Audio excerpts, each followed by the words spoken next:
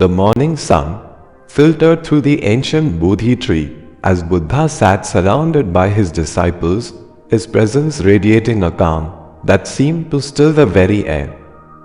The scent of jasmine mingled with the earthy aroma of the garden, creating a sanctuary of peace. Among the gathered followers knelt Ananda, his brow furrowed with worry, his hands clasped tightly together.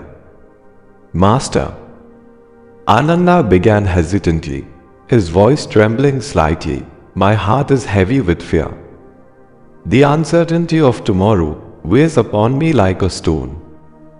How can I find peace when my mind is constantly tormented by what may come?"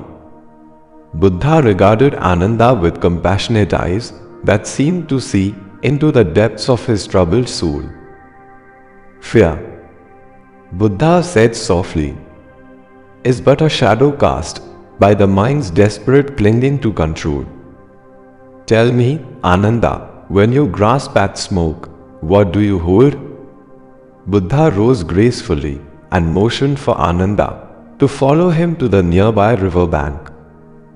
The water flowed smoothly around rocks and over pebbles, its surface glimmering in the sunlight. "Observe the river, Ananda," Buddha said, gesturing toward the flowing water. "It does not resist the stones in its path, nor does it struggle against its course. It simply flows, adapting to every bend and obstacle, without complaint." Ananda watched the river intently, his expression still clouded with doubt.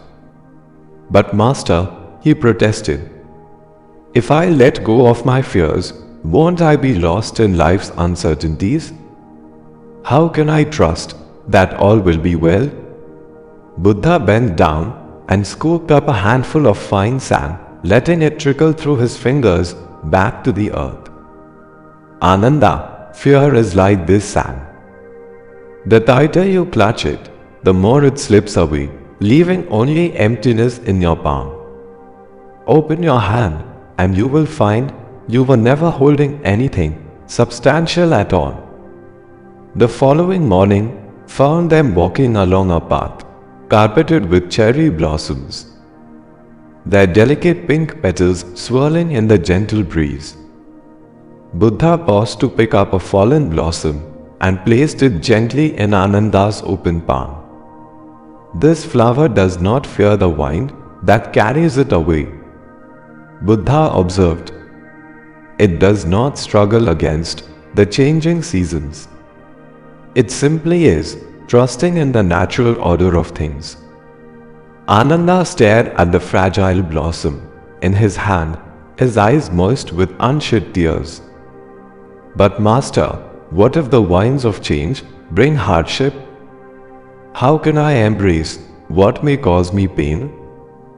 Buddha's smile was gentle as he replied, "Ananda, pain, like the blossom, is transient.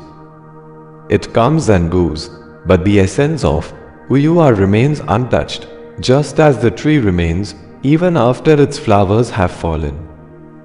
As evening approached, they came upon farmers working in their fields, their backs bent over the rich soil.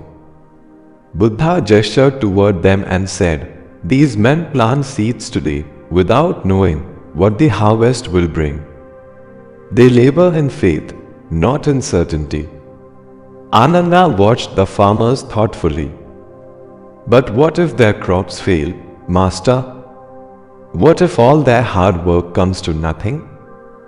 Buddha's eyes held a deep understanding as he responded, "The value of their labor is not measured solely by the harvest, Ananda, but by the courage to plant, despite not knowing the outcome. So too must you learn to act without demanding guarantees from life." At dusk, Buddha picked up a small stone from the path and placed it in Ananda's hand. "Doubt is like this stone," Buddha explained. "Carry it clenched in your fist, and soon your arm will ache. Hold it lightly in your open palm, and you may examine it without being burdened by it." Ananda looked down at the stone, then back at Buddha with searching eyes. Master, will I ever be truly free of fear? Buddha's expression softened. Ananda, freedom is not the absence of fear, but the understanding that fear, like this stone, only has the weight you choose to give it. Let it rest lightly in your awareness, and when the time comes, simply set it down. The stars began to appear in the darkening sky as the disciples gathered around Buddha for his final teaching of the evening. Remember, Buddha said, his voice carrying the wisdom of ages, "The heart that does not clutch desperately at joy will not be broken by sorrow. The spirit that flows like water will always find its way, no matter what obstacles appear in its path."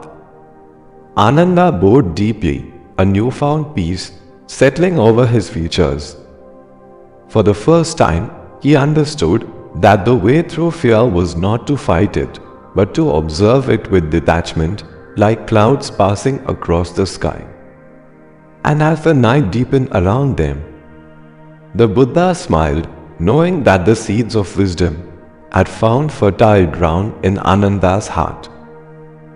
If this video inspired you, don't forget to hit the like button, subscribe for more motivation, and share it with someone who needs a boost today. Until next time, stay motivated, stay inspired, and keep shining. See you in the next video. Shubham Bhavtu.